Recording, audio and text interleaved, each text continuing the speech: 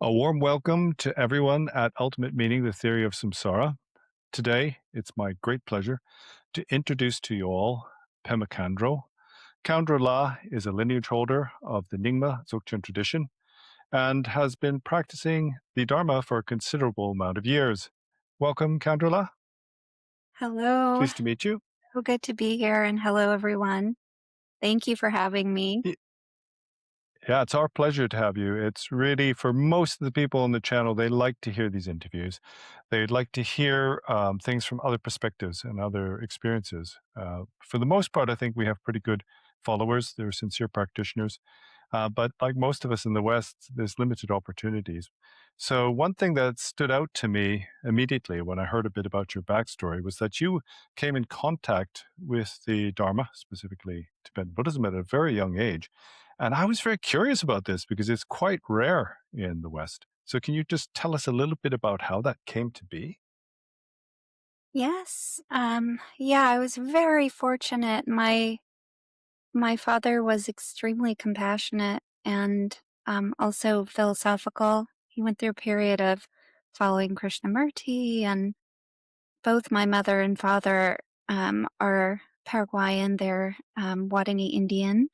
And so part of my upbringing is a totally different worldview than what other American children grow up with. And my father and also my mother supported it as well. They wanted me to have a perspective, a greater perspective in the world. I ended up going to see my teacher almost 5 days a week. And this was a couple who were students of Shunrei Suzuki Roshi, an early teacher of Zen. Suzuki Roshi. Yeah. Oh, okay. It's a Zen Um, tradition initially. Oh, yeah. okay. Wow. And I learned to meditate at a really young age. I remember my teacher just told me, my teacher would just meditate sitting next to me. And then I would sit there, and I finally asked about it one day. And my teacher said, "Well, I'm counting my thoughts. And can you count your thoughts?" And so that was my first meditation, was just counting thoughts.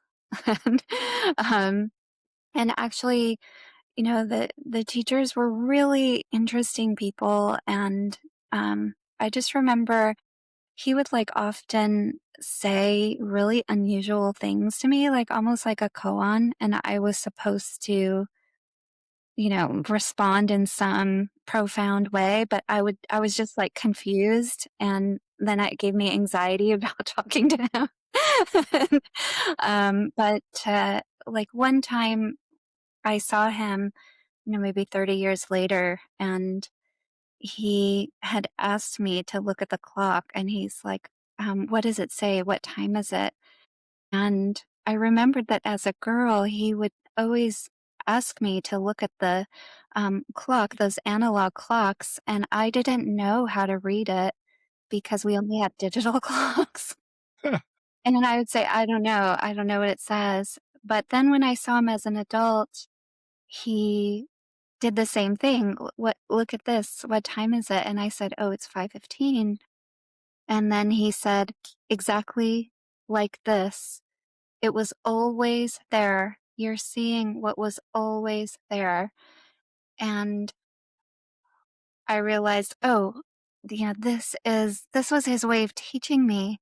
He waited all those years to do this punchline of showing that I could look at something, the exact same thing, and not see it, and then one day see it for what it is. Such um, an analogy for what it is to find awareness. And so he was like that. He would say just really interesting things to me all the time. And, that was my first exposure to Buddhist philosophy. And I just never ever found anything as evocative as Buddhist philosophy and Buddhist poetry is. And it really just started with those exposures. That was about 7 years with him and his wife. Um, After that, I was a teenager, and I kind of searched around for a while, but yeah, I just kept coming back to Buddhism. And by the time in my late teens, I really just felt that Buddhism was the thing that made sense of the suffering in the world and that I experienced. And I made my home in Buddhism. So, yeah. So how old were you when you started out?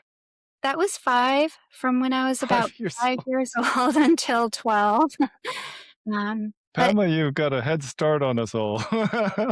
as well, I should be doing better than but Yeah. yeah, I mean, kids can learn different things, like, I learned to sit, I learned to count my thoughts. I, like, had provocative conversations about, is there a God? Is there, these kinds of why do people do the things they do? Why are people mean? Why is compassion important? What is impermanence? Those are conversations I had as a child. And so, that encourages me to feel like we can share Buddhist teachings with our children and the next generation because I also was experiencing that. Yeah. Well, also to some extent, children are just really open, aren't they? Yeah. So they can engage in that kind of Yeah. interchange with a lot of preconceptions. And so they have some advantage, certainly. And so what do you feel you primarily took away from those years studying Zen meditation as a young Um, child until teenager? I feel like, I mean, honestly, it's the way of life of a Buddhist person. I think that the quality of life is greater. Not that other religious traditions don't also offer that, but in terms of choosing between a mundane life and a Buddhist life, to be able to have just this profound sense of the meaning of life, what it is to be a person, what the world is, what death is, to have that, I feel creates this profound sense of continuity and peace and refuge that really I saw exhibited in their lives. All the great Buddhist teachers that I've admired, you can see that it's very palpable when someone has they have the view, as they say in Buddhist tradition, the view meaning like a way of seeing themselves and reality.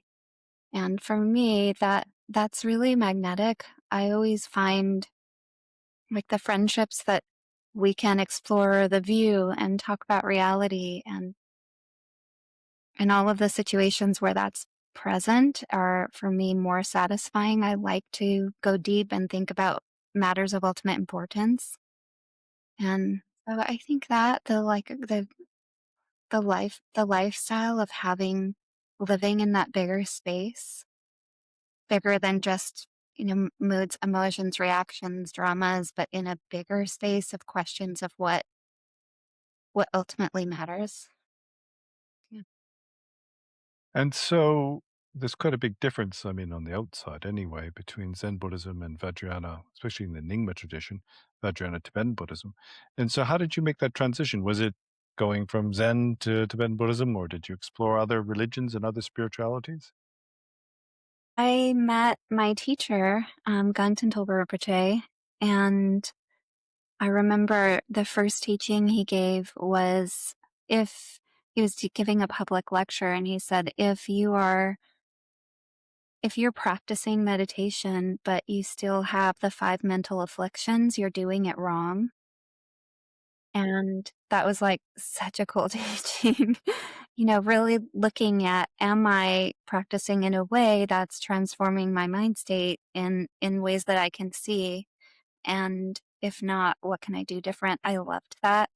Um, and yeah, I just must have had a karmic connection because then for years just went everywhere he went and took all the teachings. And I found that I really love Vajrayana.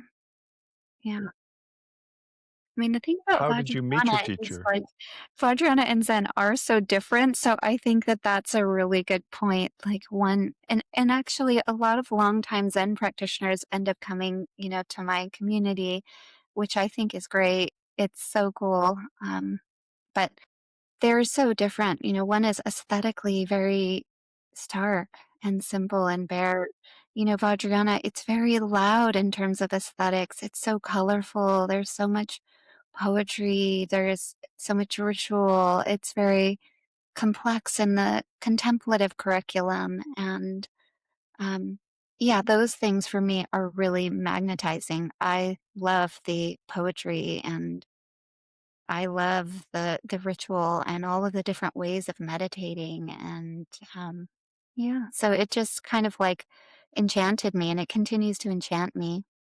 I really loved life stories of Buddhist masters and um yeah, yeah. And so what was the one of the primary things that inspired you at that time when you made a transition from Zen to Tibetan Buddhism? What is it that caught your attention? Well, I think I well, at that time, gosh, um well, at that time I was being exposed to Dzogchen, so I got exposed to Dzogchen, the Great Perfection, from the very beginning. And though that language of authenticity, letting go, natural ease, innate freedom, like that kind of language, that spacious language. I love the like Machopa uncontrived. Um, that language I think is really speaks to something in me. Um, yeah, that meditation shows us. And for me, that it just gave language to an experience I'd been having. So, yeah. And so do you think that was connected in some way to the experiences that were arising in your own meditation for your through your Zen period? I mean, I'm probably not the greatest meditator on earth. I can say that for sure. But, I love meditating. And for me, I naturally fall into a state that feels really more expansive. And it helps me to remember that I'm an academic as well. I'm a scholar. So I'm in a world that's like extremely busy and full of tasks.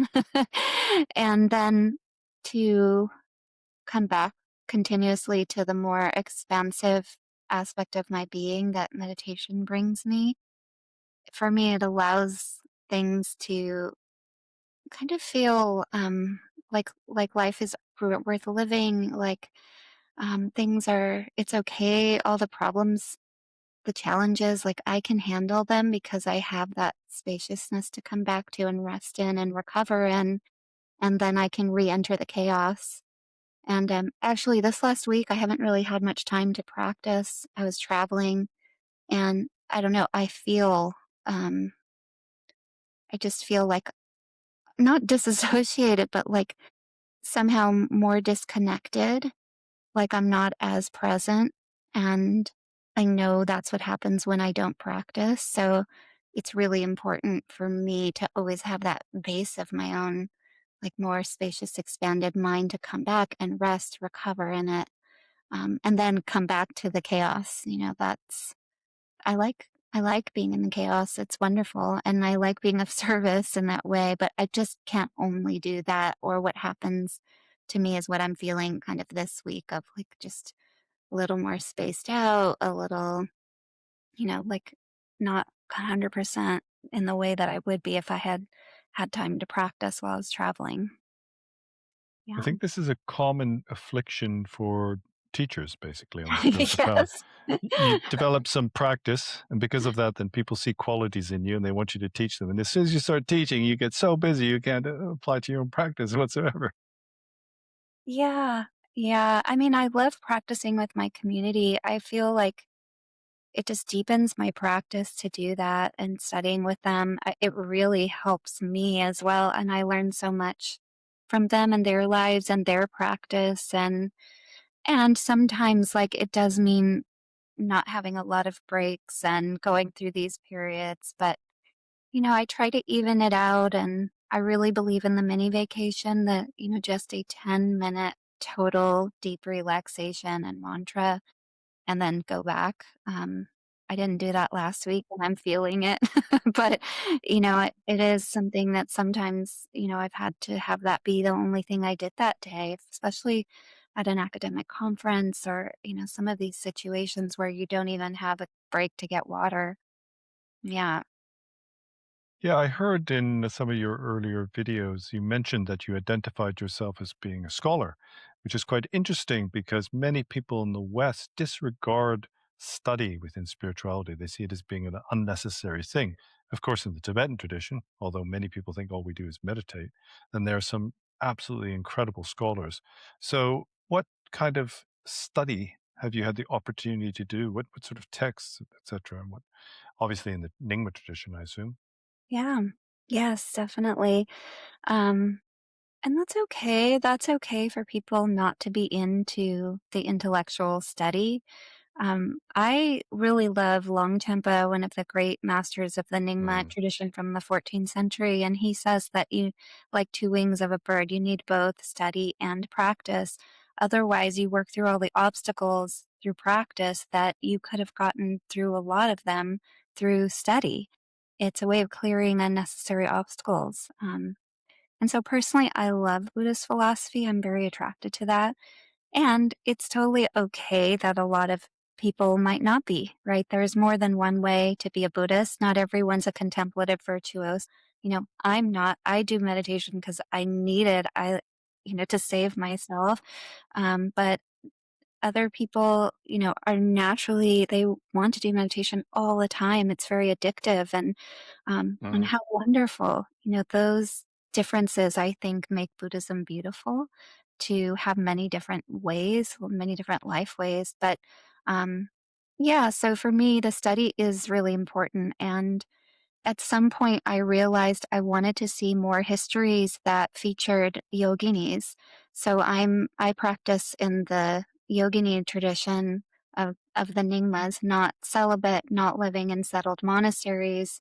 And I wanted to know more about yoginis in Tibetan history. So I ended up getting my master's degree and my PhD at the University of Virginia, which of course is the biggest and most major place of the study of Tibetan Buddhism in the academy in the US. And I did that and found that I really love that kind of engagement with the tradition. I find it really rigorous. And I think that's important because, especially now in the post truth era, there's a lot of fluff and there's a lot of, very surface level things. So people can get a lot of that and that gets boring. And so for me, I want to myself study and practice in a rigorous way, but also to offer a rigorous path for people who want to do something more than just an extractive or exploitative practice, but want to really engage with the wealth of the tradition. I mean, yeah, I feel like it's an ecosystem. And just like in the ecosystem, if you get rid of bees, they seem so small. It's not that big of a deal. But then there's this cascade of effects, and there's a collapse of the food Mm. system, right? So I think when we extract practices, it's like messing with an ecosystem. What happens, when we practice without the life world, without that sense of the ultimate view, without the ethics? We don't really know. People are experimenting, with that. And I think it's from an earnest and well motivated idea of adapting practices. And it's been so far historically quite limited, a very limited extraction. And so, yeah, for me, it's about bringing something quite rigorous and traditional, but also completely contemporary, not afraid to be in conversation, with contemporary things. But anyway, so my academic research is about Dzogchen, the esoteric Tibetan Buddhism of the Nyingma tradition, which, as I mentioned, that is deeply concerned with the authentic, natural state of being. Um, and I'm basically a specialist in the classical Dzogchen tradition, which looks different than how it's mostly taught today. I also did my research on women in the Great Perfection. So I happen to have a specialty in that as well. And yeah, so that's kind of like a little bit of my scholarly work. Most of my work right now is just about classical Dzogchen, but I'm also deeply interested in moving towards the changes between the 14th and the 17th century curriculums in Dzogchen. Yeah, that you have got a PhD in Tibetan Buddhism is pretty impressive. I don't Yeah. think there's many people who've got that these days. Did you do this in the English language or in Tibetan language? Did you study the original text, or Yes, are I these? do my work on Tibetan text. At UVA, you have to do two languages. So I did Tibetan and Chinese because my background is in the Tibetan language. So, um, yeah, I mostly read Tibetan manuscripts. I pour through them and contemplate them, analyze them, write about them, try to recover missing histories of women from them. And you've mentioned quite a few times there's something called the view. Not everyone will be familiar with this, but presumably when you first encountered Tibetan Buddhism, then you'd heard about the view, and you said that this resonated with you. And so I was wondering, through your years of study and practice, have you got some kind of personal experience or maybe even recognition of what this actually means in your own uh, field of perception? Like, I think you're asking what is my relationship with the view now? Well, maybe it's like like when I came to Tibetan Buddhism, we studied the Mahamudra, which is synonymous with the Dzogchen. The methods are just different, but we hear a lot about what that means, and it sounds very appealing. But as young meditators, and we haven't got any hope really of, understanding what is meant by this expansiveness of awareness and natural purity and luminosity, and then presumably through your practice, then you may gain some kind of personal insight into these. That's really, I'm wondering whether you've been able to connect your inspiration with your personal Um, practice in some way through that path. well, I mean, I'm quite an ordinary person. I try to be a good practitioner. I'm good ethically. I'm pretty good in my scholarly work. I'm good with theory. And so, yeah, I feel like the view is something that I toggle in and out of. It's like I recently lost a family member, and that was a time of really like having to be in my view of post death in a totally different way. I've presided over many, many funerals, done the Buddhist ritual practices for post death um, for so many years for people.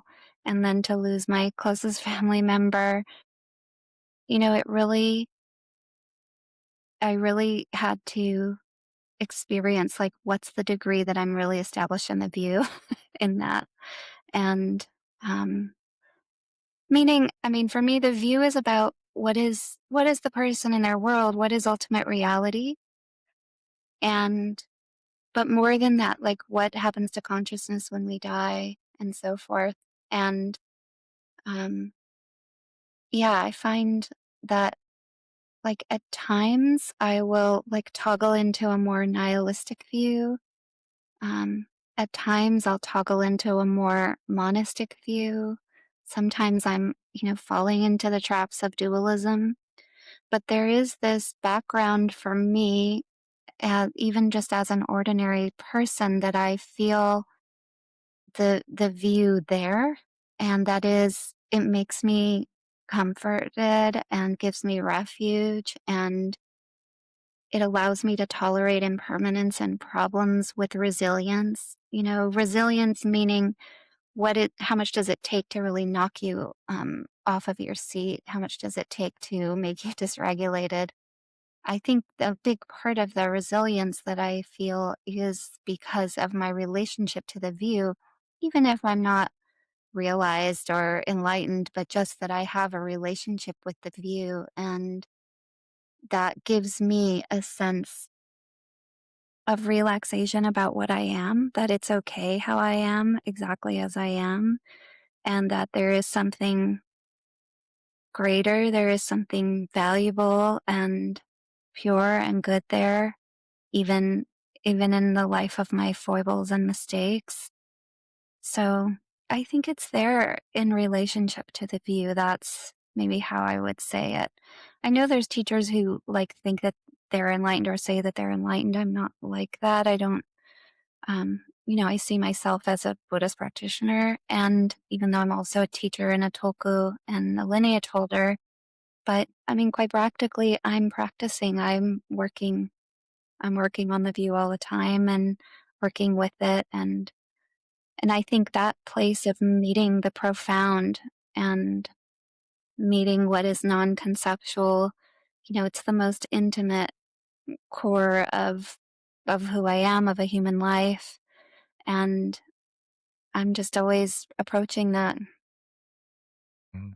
Yeah, you've repeatedly said that you're only an ordinary being, and then at the same time, uh, what we understand is that you're a recognized Toku. That's an incarnate lama. So the way you relate to that must be very strange. I mean, how did this happen, and how do you feel about being a Toku? A reincarnate lama. Yeah, well, I've led a really unusual life. I've spent most of my life either in Asia or in Asian contexts. Um, and so when I was enthroned as a Toku, it wasn't like a huge surprise to me. I've led a very Buddhist life. There was a picture of me practicing Chu, which is the practice.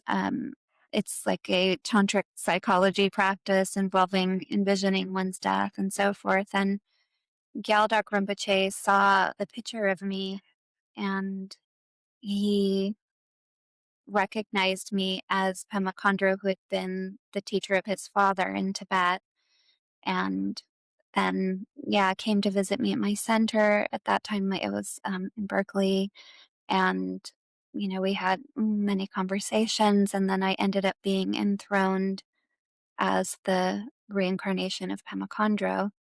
And, for me, it's about this connection to Buddhist women in the past, and also to all of the women that have been silenced and disappeared.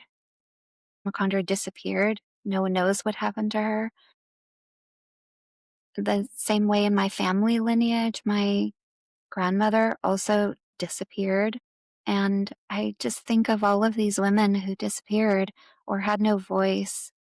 And I want to use my life to give them voice, to be a voice, to not be a silenced woman, um, to actually articulate personhood in a way that women in previous generations didn't even have, the opportunity to do. Even in the most practical way of like being able to have a credit card in my name and being able to write a book in my name. And, but even in terms of the spiritual development, leadership development that I go through, I'm doing that to carry all those ancestors with me so that it's not just about me, but it's me and them and all the women to come, that we can speak and lead and be free and have a voice and find ultimate freedom. So, for me, the Toku enthronement is about that. It's about lineage and ancestors and really honoring what came before.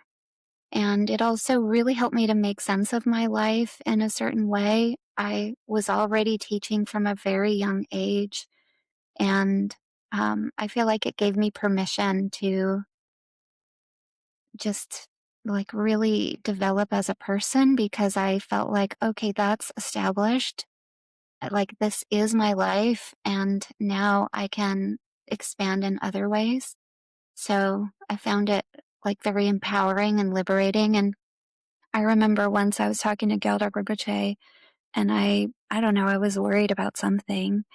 And he said to me, "You are Pema Khandro. Don't say you can't do it. You are Pema Khandro."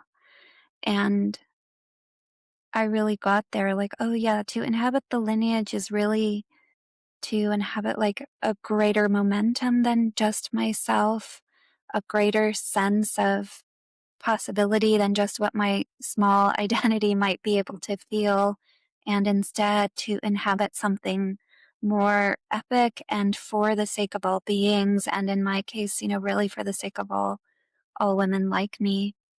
Um, Yeah, so that's how I handle it. I mean, I interact with a lot of tokus, and there's so many tokus in the world. I mean, not very many female tokus, but and they're people handle it and see it in many different ways. But many people really are just quite humble about it, and so I don't feel like it's a conflict of being an ordinary person, because even if you're toku, you have to practice, you have to study, you have to go on the path. And so I'm earnestly trying to do that myself.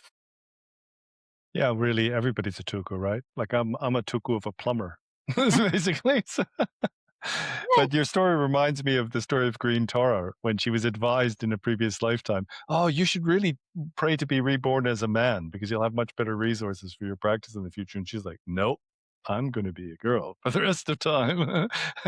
That's excellent. So, to be honest, and one of the how I came across you in the first place is I was doing a bit of research for a video I did on systemic abuse within Tibetan Buddhism, and in that, then I came across one of your more popular videos where you talked on this subject. And I'd like to broach that a little bit. It's kind of sensitive topic. Many people within Tibetan Buddhism don't like to talk about this stuff because in their culture, if there's a problem, you just don't talk about it. You just forget about it and put it under the carpet and it'll go away. But that's obviously not going to work in the West. So, from this perspective, especially as being a female within Tibetan Buddhism, it's difficult enough for Westerners in general to get opportunities in Western Buddhism. But then on top of that, when you're a woman, there are additional challenges because, to be quite honest, it's quite a patriarchal system. So, what have you encountered some of this in your own sort of long history within this lineage? Yeah, it is a sensitive subject, and it's important for us to talk about it. It ended up being part of my scholarly work as well because I'm writing about women in the history of Dzogchen, and so it ends up crossing over into the topic of consorts. So, um, one interesting thing that I found is other people who do the work that talk about sexual abuse in Buddhism, we all feel terrible after we talk about it. It's not easy. It's an intense amount of distress and emotional labor and thinking about violence. Um, it's really hard. It's a lot. And of course, for me, the first few years, I don't know, maybe first 10 years of my teaching, I only talked about it with my own students, not in public domains. Um, and then when I came out in the public, then I started getting really harassed and stalked and death threats. And, it was not a very encouraging experience to make me want to talk about women's experience. Um, Personally, um, Tibetan teachers have always been supportive of my talking about these things. So I'm really lucky that I have had that support. Even my first teacher, when I was a child, when I was a young teenager, he told me, you need to be really careful because the translators might try and sexually abuse you.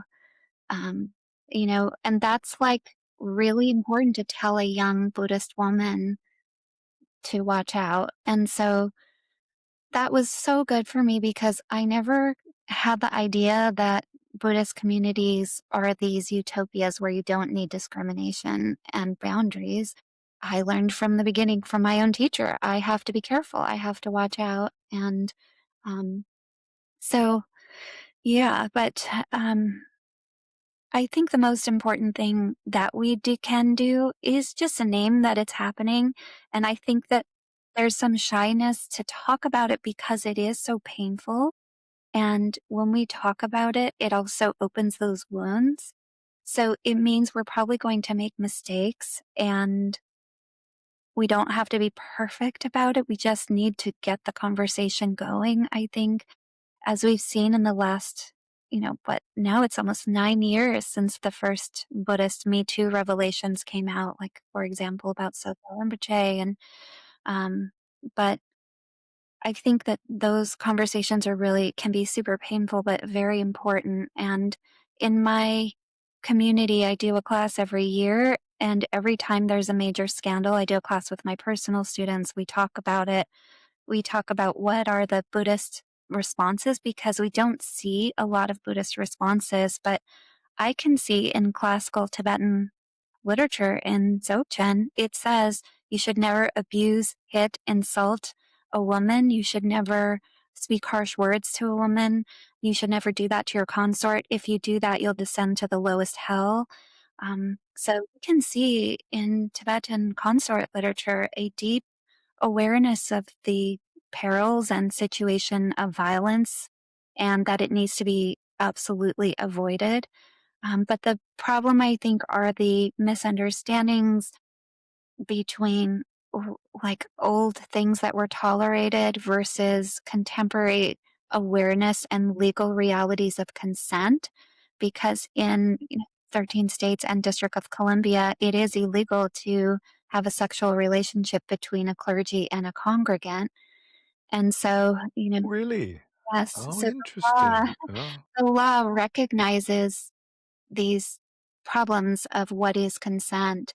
Um, and so, anyway, I have a whole, I think it's actually by donation. Someone could pay $1 on my website and do a whole course on Buddhist sexualities where myself and other scholars talk about the complex issues at hand. Um, but, yes, abuse definitely happens. And we can see from some of the research that's being done that, just like me, a young teenage girl being told by my teacher, that is the age. It's usually younger women in their late teens, early 20s that have been ending up in these situations of sexual abuse, sexual slavery. Um, so, yeah, I think talking about it and saying it happens is important, and we have to do it, even if it's uncomfortable or we're not sure how. And the reason I put these courses together and make them available for the public too is to even give another layer of scholars' perspectives on these things. And one thing that's emerging that I'm really excited about is Anne Glegg and Amy Langenberg's ethnography of survivors of abuse in Buddhist contexts. And so we can actually learn from survivors what is it that fosters abuse? What is it that made it even more traumatizing to speak about the abuse? Their research gives survivors a voice and helps us all to learn how Buddhist teachings can be twisted to enable abuse. Yeah. Yeah, used as a permission structure for negativity. I'll certainly share those links if you give them to me. I'll share them in the description. Uh, I have like what do you say, friends or students. Many of them are female, and I think many of them are frustrated because they find that it's difficult to get maybe impartial and like sort of advice from teachers that's not mixed up with any other kind of expectations. So, as a female practitioner yourself, what would be the kind of main advice you can give? I'm talking about kind of newbies, right? Beginners who are interested in Tibetan Buddhism, but for example, many of them are kind of like a bit timid of even approaching Tibetan Buddhism because they've heard these stories. Like I must admit, this was all a bit of a shock to me because I was in retreat when all this happened. And then when I came out, it's like people's opinion of Tibetan Buddhism had completely reversed from when I went into retreat. And then when I heard some of the stories, it was quite shocking. But this fact that it's become so publicized has made a lot of people who actually have kind of inherent faith, let's say in Guru Rinpoche or something like that. But at the same time, they hear these stories and they're quite afraid of even engaging. So, what safe avenues or kind of valid advice from one female practitioner to another you could give these students, these friends of Yeah. Wow, that must have been really shocking to come out and sort of hear it all at once. At least we had it every few months. We're out, you know. Was it Uh, that frequent? Gosh. yeah.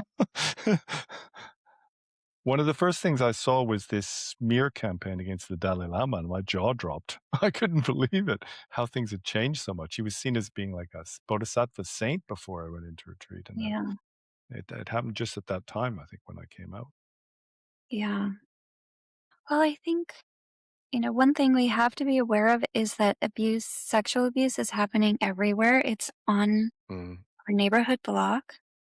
It's in workplace, it's in our family, it's in our extended family, it's in Buddhism, it's in Christianity, it's in Catholicism.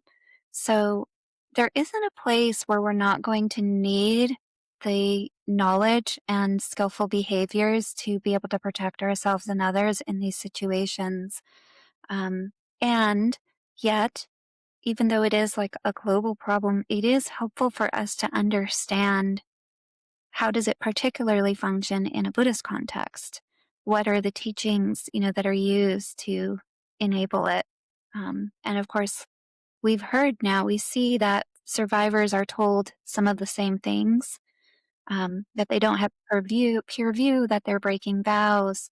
And we don't have Buddhist experts coming back and saying that's not what peer review is about.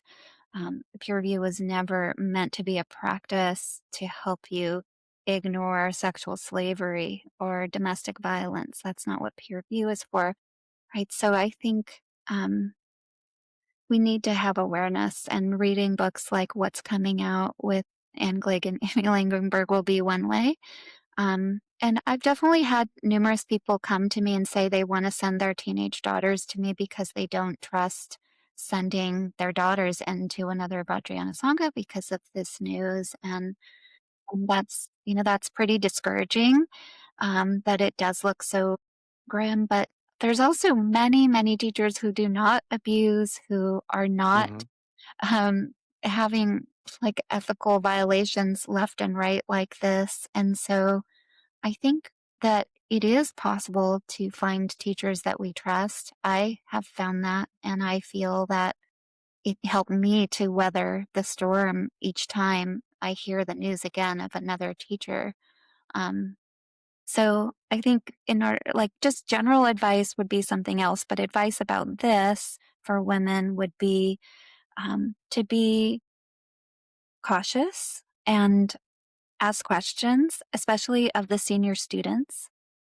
Also be aware if the person is a high control leader where they're wanting to make all the decisions for their followers.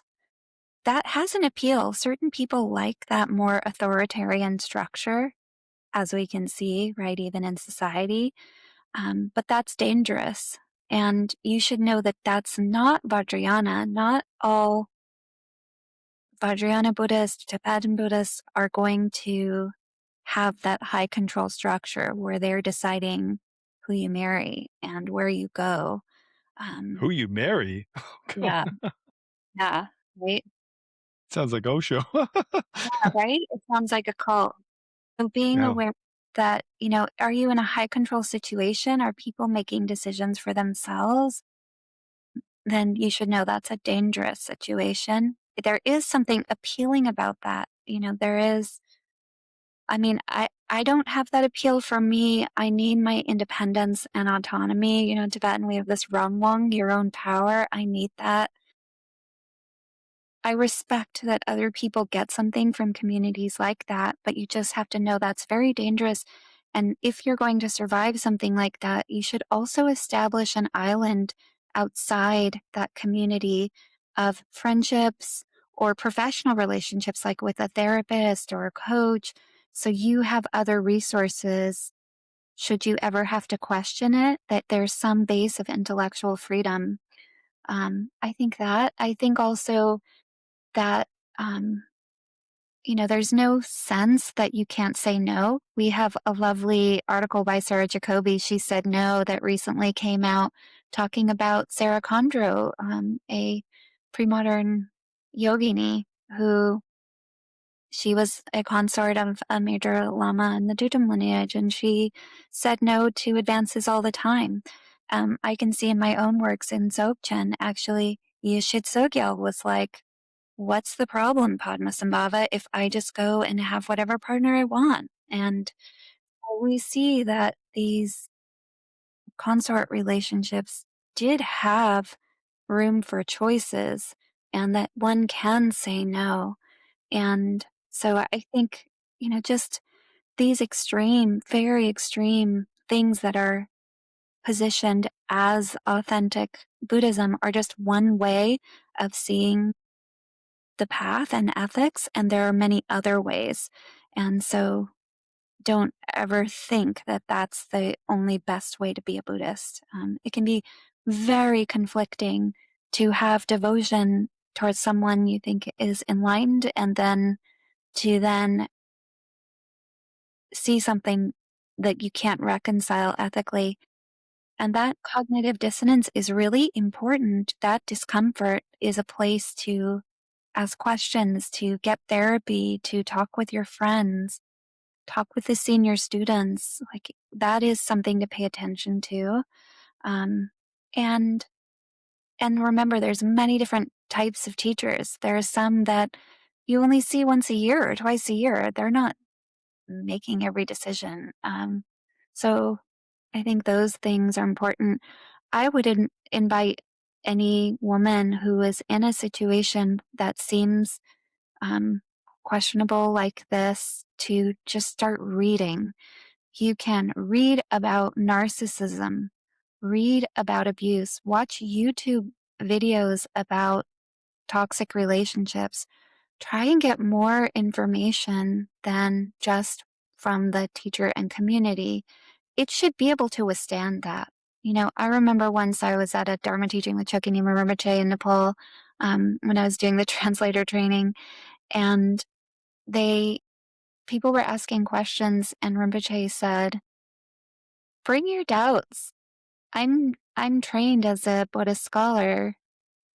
I can deal with whatever doubts you bring. You should be bringing those."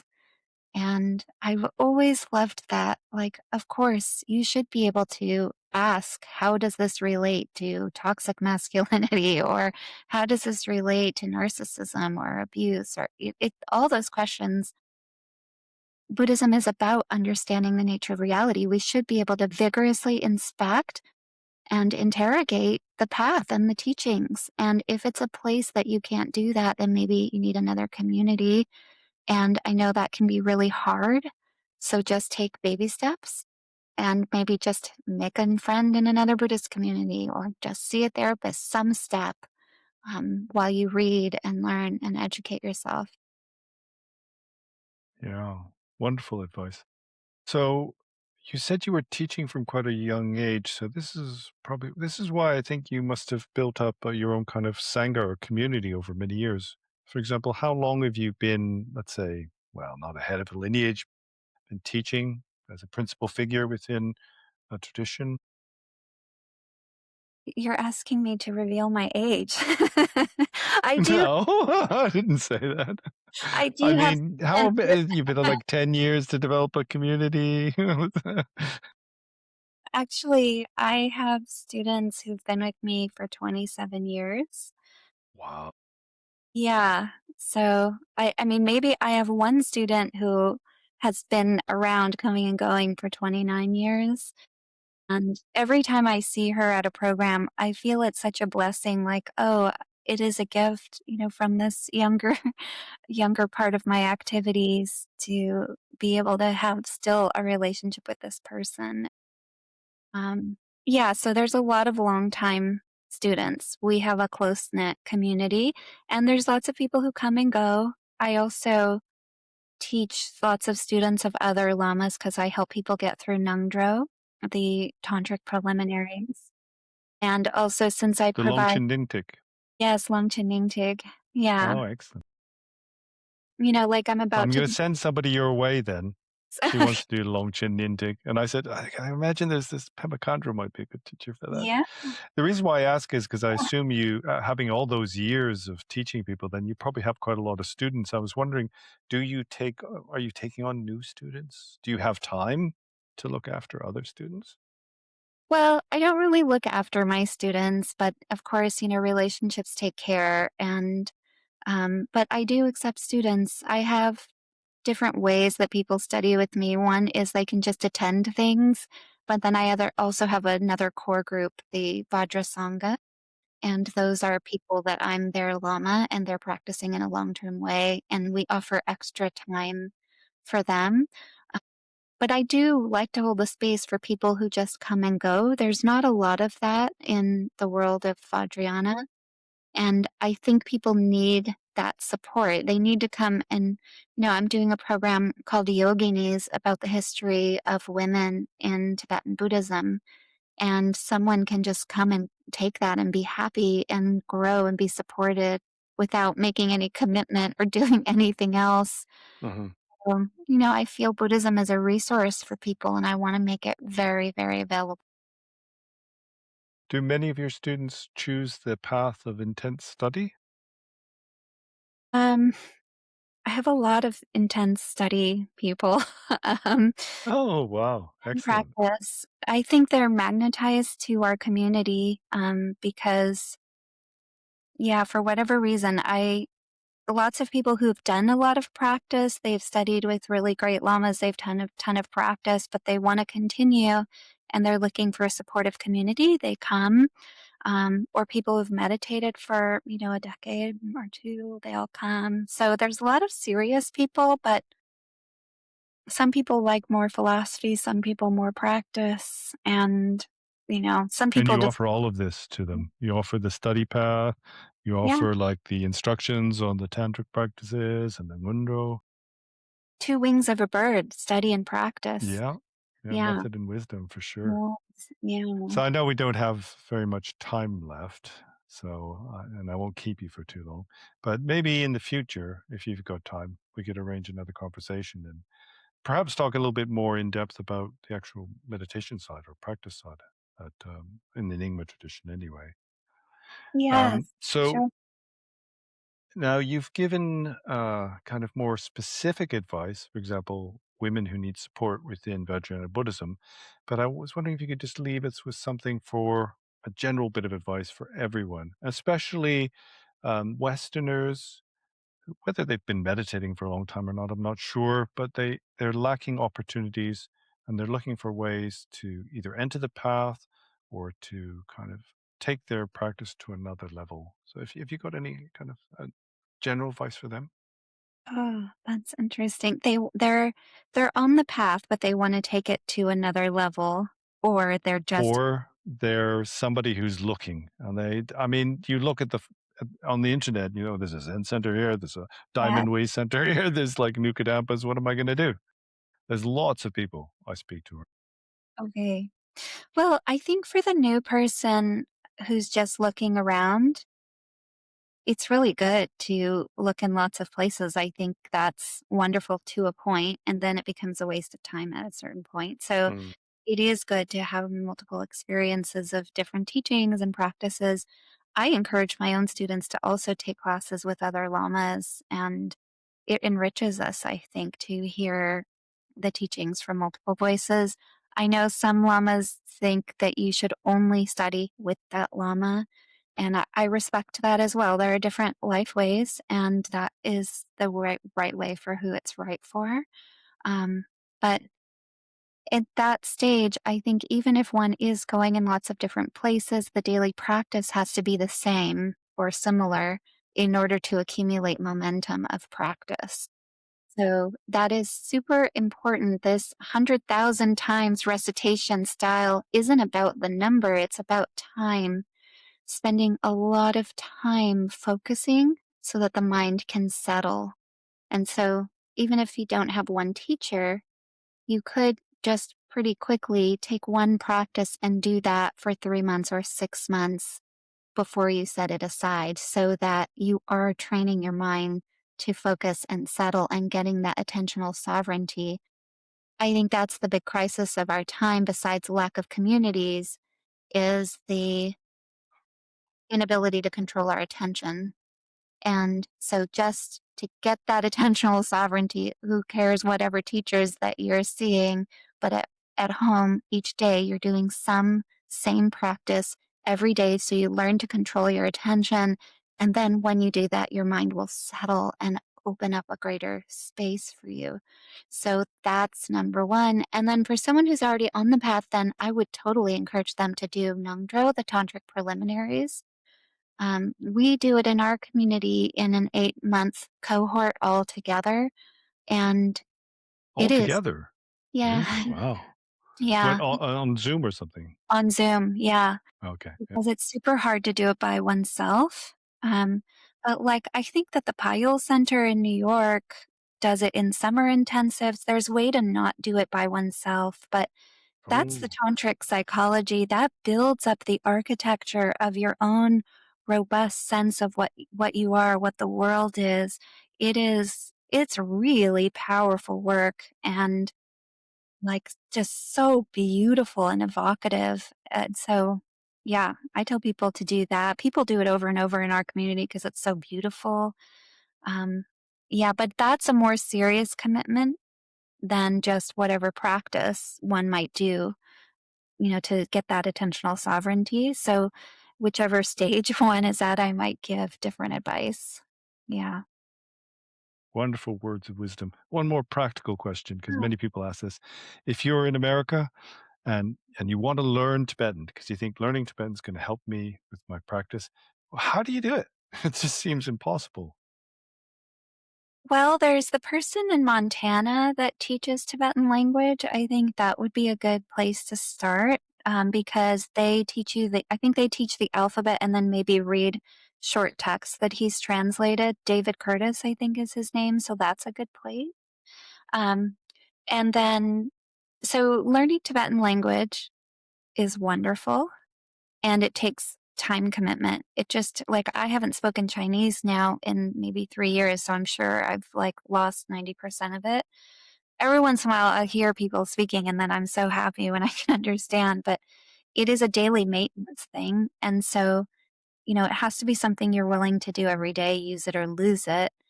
And but the reading part of it, a lot easier than speaking. You could learn the alphabet, learn to read a few texts. That is possible to do from home without even going to Nepal. But otherwise, you could go to Nepal. I am an alumna of Rangjung Yeshe Institute in Nepal.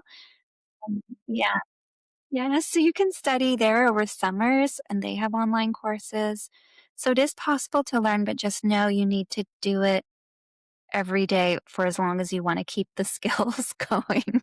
I think that's the important thing. Yeah. Yeah, yeah. Big Gabo Jungso.